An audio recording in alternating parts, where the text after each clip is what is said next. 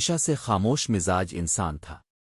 وہ ان لوگوں میں سے تھا جو ہجوم میں بھی اکیلا رہنا پسند کرتے ہیں۔ کم بولنا، زیادہ سوچنا اور ہر چیز کو دل میں رکھنا اس کی عادت تھی۔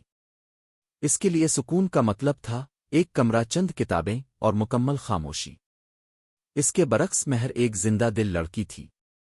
وہ باتوں سے خالی جگہیں بھر دیتی تھی، ہنسی سے ماحول بدل دیتی تھی اور ہر چیز میں دلچسپی لیتی تھی۔ اس کے لیے زندگی کا مطلب تھا لوگ، باتیں، رنگ اور حرکت۔ یہ دونوں ایک دوسرے کی ضد تھے، اور شاید اسی لیے انہیں ایک ساتھ باندھ دیا گیا۔ یہ شادی محبت کی بنیاد پر نہیں تھی۔ ایان کے گھر والوں کو ایک سادہ سمجھدار لڑکی چاہیے تھی جو گھر سنبھال سکے۔ مہر کے گھر والوں کو ایک ذمہ دار لڑکا چاہیے تھا جو اس کی زندگی سیٹل کر دے۔ کسی نے ان دونوں سے یہ نہیں پوچھا کہ وہ کیا چاہتے ہیں۔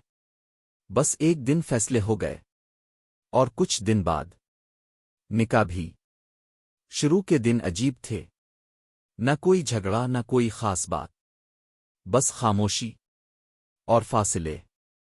ایان صبح آفس چلا جاتا، شام کو آ کر سیدھا اپنے کمرے میں چلا جاتا۔ مہر پورا دن گھر میں رہتی، کبھی ٹی وی دیکھتی، کبھی کچن میں مصروف رہتی اور کبھی بس کھڑکی سے باہر دیکھتی رہتی۔ ایک ہی گھر میں رہ کر بھی وہ دو الگ دنیاؤں میں تھے۔ وقت کے ساتھ فرق واضح ہونے لگا۔ مہر کو بات کرنے کی عادت تھی، ایان کو خاموش رہنے کی۔ ایک دن مہر نے کہا، اب پورا دن ایک لفظ بھی نہیں بولتے، کیا میں اتنی بری ہوں؟ ایان نے مختصر جواب دیا، میں ایسا ہی ہوں۔ یہ جملہ چھوٹا تھا، مگر اثر گہرا۔ دوسری طرف ایان کو مہر کی باتیں اور اس کی ہر وقت کی حرکت بے سکونی دیتی تھی۔ وہ سوچتا، یہ ہر وقت بولتی کیوں رہتی ہے؟ خاموش کیوں نہیں رہ سکتی؟ مہر کو لگا ایان اسے نظر انداز کرتا ہے۔ ایان کو لگا مہر اسے سمجھنے کی کوشش نہیں کرتی۔ گھر میں آوازیں تو تھیں، مگر بات چیت نہیں تھی۔ ایک دن مہر نے غصے میں کہا، اگر آپ کو یہ شادی پسند نہیں تھی تو منع کر دیتے۔ ایان پہلی بار تھوڑا اونچی آواز میں بولا، تمہیں لگتا ہے مجھے پوچھا گیا تھا؟ کمرے میں خاموشی چھا گئی۔ یہ پہلی بار تھا جب دونوں نے ایک دوسرے کی حقیقت سنی۔ اس دن کے بعد چیزیں فوراً ٹھیک نہیں ہوئیں، مگر کچھ بدل گیا تھا۔ مہر نے بولنا کم کر دیا۔ ایان نے پہلی بار محسوس کیا کہ گھر حد سے زیادہ خاموش ہو گیا ہے۔ پہلے اسے سکون لگتا تھا، اب بوجھ لگنے لگا۔ ایک شام مہر کچن میں تھی۔ ایان آہستہ سے آیا اور بولا، چائے بنا رہی ہو؟ میرے لیے بھی بنا دو۔ یہ کوئی بڑی بات نہیں تھی، مگر ان کے درمیان یہ پہلا نارمل جملہ تھا۔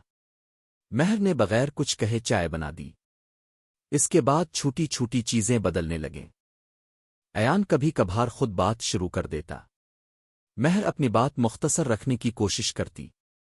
دونوں ایک دوسرے کی عادتوں کو برداشت کرنا سیکھنے لگے۔ وقت گزرتا رہا۔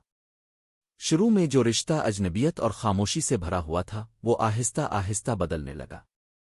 نہ کوئی جادو ہوا، نہ کوئی اچانک محبت پیدا ہوئی، بس وقت، برداشت اور سمجھ نے اپنا کام کیا۔ ایان کو مہر کی باتوں کی عادت ہونے لگی۔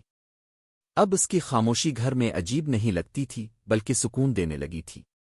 اور مہر، اس نے بھی ایان کی خاموش طبیعت کو سمجھنا سیکھ لیا۔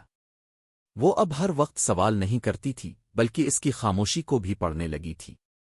دونوں ایک دوسرے کے انداز میں ڈھلنے نہیں لگے تھے، بلکہ ایک دوسرے کو قبول کرنے لگے تھے۔ ایک دن ایان نے آہستہ سے کہا، پہلے یہ سب عجیب لگتا تھا، لیکن اب عادت سی ہو گئی ہے۔ مہر نے مسکرا کر جواب دیا، مجھے بھی۔ شاید ہم لڑ نہیں رہے تھے، بس سیکھ رہے تھی۔ اور پھر وہ وقت آیا جب دونوں نے اس فیصلے کو دل سے قبول کر لیا۔ نہ زبردستی باقی رہی، نہ شک و نہ ناراضی، صرف ایک خاموش سمجھ تھی اور ایک نیا آغاز۔ اب وہ دونوں ایک ساتھ رہتے تھے، مگر اجنبیوں کی طرح نہیں۔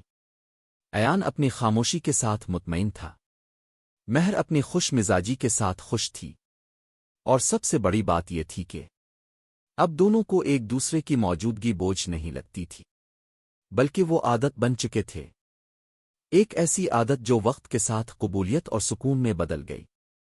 ہر شادی محبت سے شروع نہیں ہوتی، مگر اگر دونوں انسان سمجھداری سے چلیں تو ایک مشکل رشتہ بھی قابل برداشت بلکہ مضبوط بن سکتا ہے۔